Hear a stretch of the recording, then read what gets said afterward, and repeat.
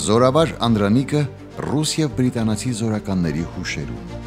Այս գրքի ծնունդը հաջորդեց այն չարաբաստիկ իրողությանը, երբ սոսկումով իմացանք, որ ավելի քան 40 օր մոլորության մեջ ենք եղել, որ ոչ միայն չենք հաղթում ու չենք հաղթելու, այլև կոտրվել է մեր զինուժի ողնաշարը և անառիկ Արցախը հանձնվել։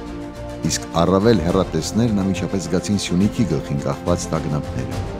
Այս գիրքը մեր օրերի համար հարեհաս բալասան է հասցեագրված հատկապես հայ զինվորին։ Դավադրությունների արդյունքում հոգեբանորեն ջլատված և հիասթափված զինվորը այս ժողովածուի էջերում իսկույն կճանաչի իրեն, կշտկի մեջքը, կգիտակցի, որ իր նմանը չկա աշխարհում, որ իր տոկունությունն ու անպարտելիությունը միշտ էլ ներփողվել է օտար ականատեսների կողմից։ Վերջապես կգիտակցի, որ ինքը անտեր չէ, որ հավերժ իր հետ է իր զորավարը, որի փառքը կազակները հասցրին մինչև Բայկալ ու Սիբիր, իսկ բրիտանացի հազարապետը իլուր աշխարհի հայտարարեց, որ մեծ պատերազմը ավելի դրամատիկ ու հերոսական կերպար, քան այս հայ գեներալն է, չի տվել։